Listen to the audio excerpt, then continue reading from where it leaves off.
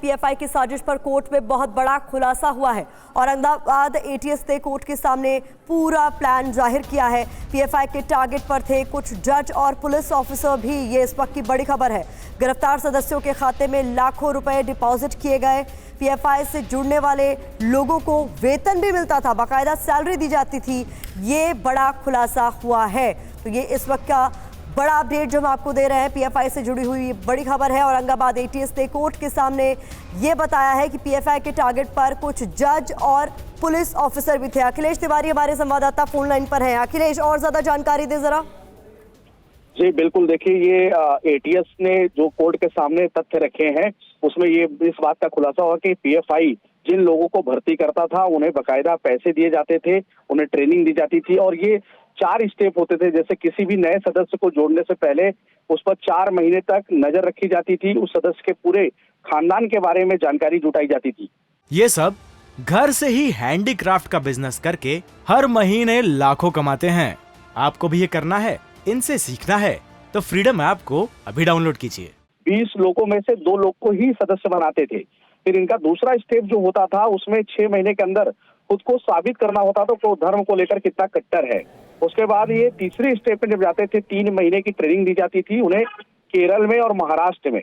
इस बात का खुलासा हुआ है। और चौथे स्टेप में सदस्यों को इंटरनेशनल लिंक बनाने की जिम्मेदारी दी जाती थी और वहां से कैसे फंड लाया जाए इस बारे में उन्हें जानकारी दी जाती थी। एटीएस ने इन सब जानकारी को औरंगाबाद कोर्ट के सामने रखा है और जो भी पीएफआई के सदस्य गिरफ्तार हुए उनसे और भी पूछताछ चल रही है।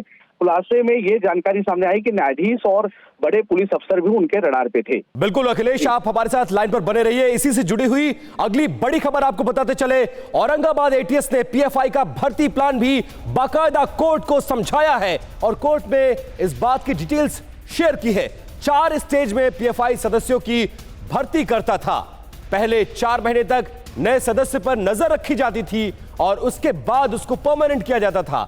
हर सदस्य के पूरे खानदान की बाकायदा भर्ती से पहले डिटेल निकाली जाती थी और जांच के बाद सिर्फ 10% सदस्य सेकेंड राउंड तक जा पाते थे। इतनी ज्यादा डिटेल्स इन्वेस्टिगेशन करने के बाद पीएफआई भर्ती करता था। 6 महीने के अंदर खुद को साबित करने पर अगली ट्रेनिंग के लिए क्वालिफाई करना पड़ता था।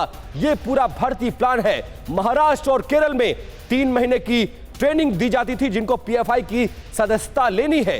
ट्रेनिंग के बाद चौथे राउंड में आतंकी मिशन के बारे में पीएफआई के इन सदस्यों को बताया जाता था और इंटरनेशनल लिंक के जरिए फंडिंग का जिम्मा भी इनको सौंपा जाता था। तो औरंगाबाद एटीएस ने बड़ी डिटेल्स शेयर की है पीएफआई के सदस्यों की भर्ती को लेकर कोर्ट के अंदर। ये सब घर से ही हैंडीक्राफ्ट का बिजनेस करके हर महीने लाखों कमाते हैं। आपको भी ये करना है, इनसे सीखना है तो फ्रीडम ऐप को अभी डाउनलोड कीजिए।